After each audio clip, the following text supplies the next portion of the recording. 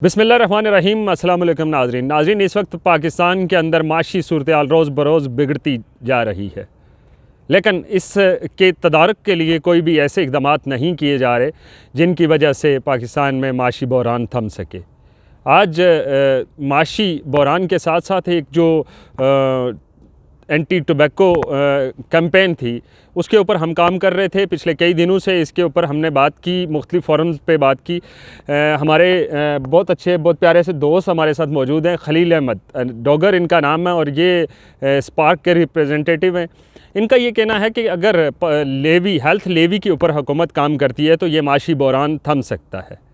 ये कैसे थमेगा, इसके ऊपर हम खलील भाई से भी बात करेंगे। खलील भाई, सबसे पहले आपके वक्त देने का शुक्रिया। ये बताइएगा कि आपने एक अट्रैक्टिव सी बात की कि अगर हुकूमत हेल्थ लेवी के ऊपर काम करती है, उस टैक्स को लागू करती है या जिस तरह भी, तो कैसे पाकिस्तान में माशी बहरान जो है वो थमेगा? बहुत शुक्रिया सर आपका, आपने कीमती वक्त निकाला स्पेशली इस इशू के लिए।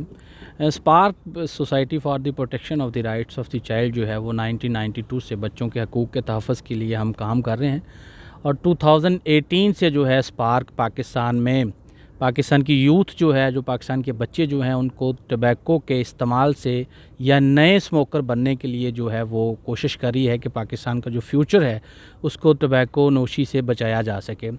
बिल्कुल आपने जिस तरह बात की कि हेल्थ लेवी पे बात की है, 2-3-4 दिन पहले सोशल मीडिया पे ही आप जैसे कुछ दोस्तों की जो है वो एक प्राइम मिनिस्टर साहब की, शहबाज शरीफ साहब की एक मैं स्टेटमेंट सुन रहा था कि वो थी कि वो परेशान हैं कि समझ नहीं आ रही कि पैसे कहाँ से आएंगे। तो बेसिकली ये एक अपॉर्चुनिटी उनके पास है, ये विन विन सिचुएशन है पाकिस्तान के पास। वो कैसे है?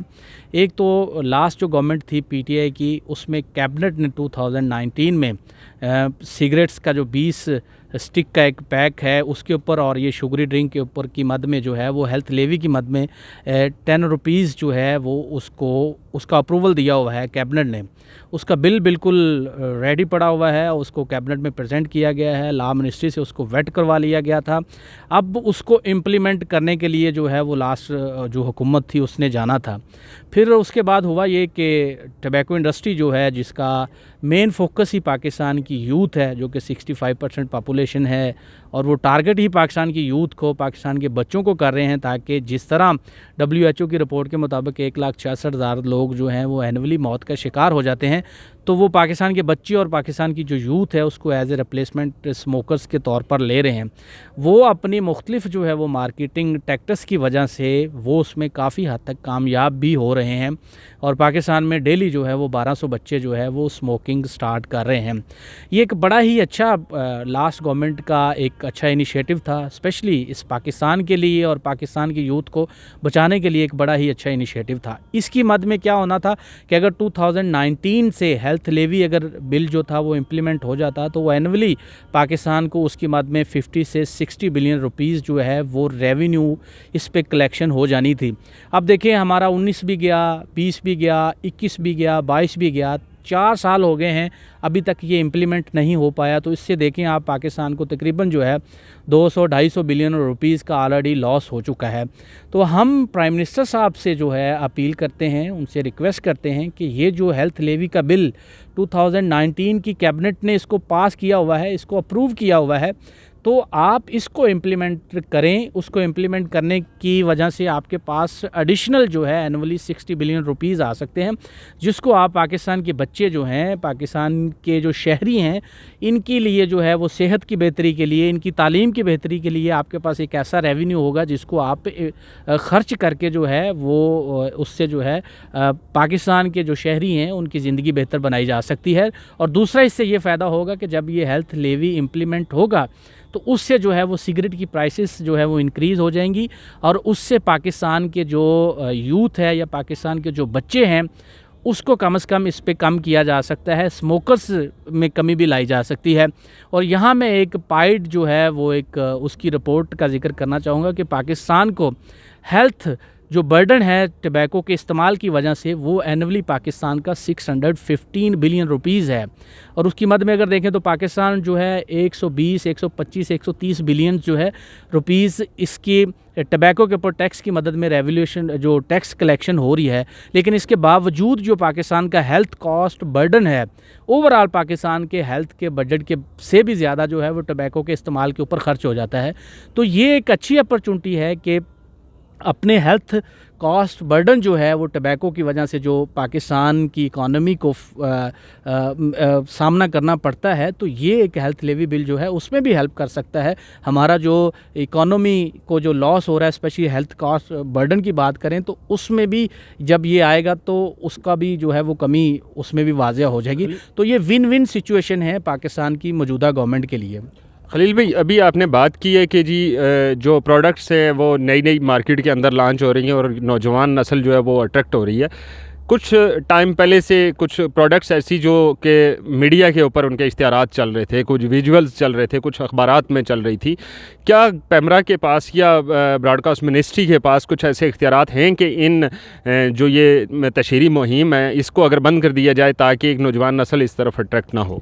बिल्कुल, ये आपका बहुत ही एक अच्छा क्वेश्चन आपने किया है। स्पेशली हम इमर्जिंग प्रोडक्ट्स की बात करें तो मैं समझता हूँ और मैं महसूस करता हूँ कि टबैको इंडस्ट्री जो है वो पाकिस्तान में इस वक्त ये समझती है कि पाकिस्तान की जो यूथ है, पाकिस्तान के जो बच्चे हैं, पाकिस्तान की जो अवाम है, उनकी ज़िंदगियों की कोई किसी किस्म की कदर नहीं है। इवन आप देखें कि मेन स्ट्रीम मीडिया के ऊपर उसके बैन्स हैं, लेकिन इसके बावजूद सोशल मीडिया के ऊपर जो है वो फ्रीली इसको एडवर्टाइजमेंट कर रहे हैं। और स्पेशली अभी आप देखें हीटेड टबैको प्रोडक्ट्स लास्ट कुछ दिनों में अगर देखें तो उसके ऊपर जो है एक फेडरल गवर्नमेंट की तरफ से एक SRO इशू करके उसको लीगलाइज़ कर दिया गया है।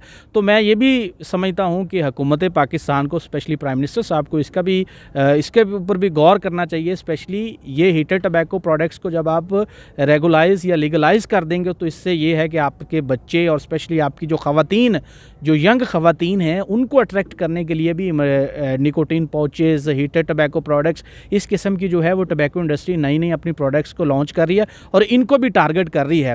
इससे ये है कि पाकिस्तान में फ्यूचर में फिर स्मोकर्स मज़ीद बढ़ेंगे और पाकिस्तान की जो है इकानमी को इसका नुकसान होगा। इस वक्त तक आपकी रिसर्च क्या कहती है कि डेली की बेसिस पे कितने बच्चे जो हैं या उसमें टीनेजर कितने डेली तंबाकू नोशी का शिकार हो रहे हैं? देखिए, एक हमारे पास एक गैट्स के सर्वे के मुताबिक अगर हम बात करें तो पाकिस्तान में डेली जो है 1200 बच्चे जो हैं वो स्मोकिंग स्टार्ट कर रहे हैं। और अभी नई इमर्जिंग प्रोडक्ट्स की बात करें तो इसमें जो है वो पाकिस्तान की ख़वातीन जो है स्पेशली जो है उनको टारगेट करने के लिए ये बड़ी ही खूबसूरत पैकिंग के साथ बड़ा ही खूबसूरत तरीके से इसको प्रेजेंट कर रहे हैं। और मज़ीद नई नई प्रोडक्ट्स जो हैं वो पाकिस्तान में लॉन्च की जा रही हैं और पाकिस्तान की जो यूथ है या पाकिस्तान का जो फ्यूचर है उसको जो है वो नुकसान पहुंचाने के लिए, उसको टारगेट करने के लिए इंडस्ट्री जो है वो अपने नए नए मार्केटिंग टैक्टिक्स के साथ अपनी नई नई प्रोडक्ट्स पाकिस्तान में वो लॉन्च कर रहे हैं। इस वक्त स्पार्क ने कितना काम किया एंटी टबैको कैंपेन में, कितने लोगों को इसका फ़ायदा हुआ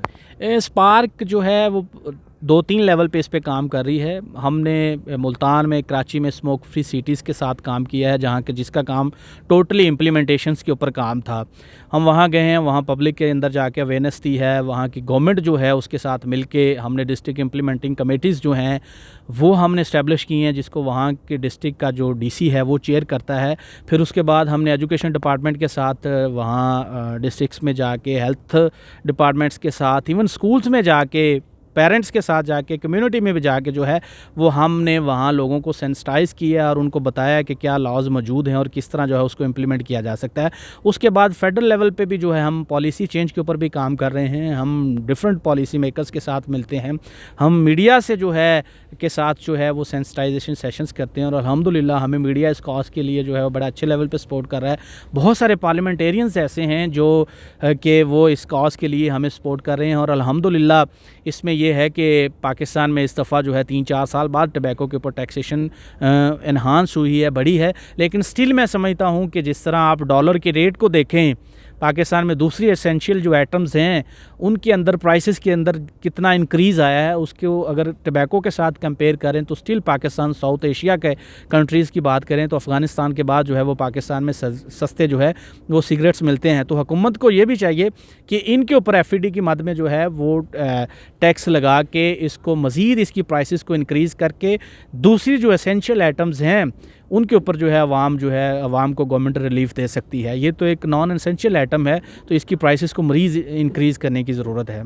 बहुत शुक्रिया खलील साहब, आपने वक्त दिया। नाजरीन, अगर पाकिस्तान के अंदर गवर्नमेंट ऑफ पाकिस्तान के काम करने वाले जो हैं वो NGOs करेंगी तो गवर्नमेंट ऑफ पाकिस्तान क्या करेगी?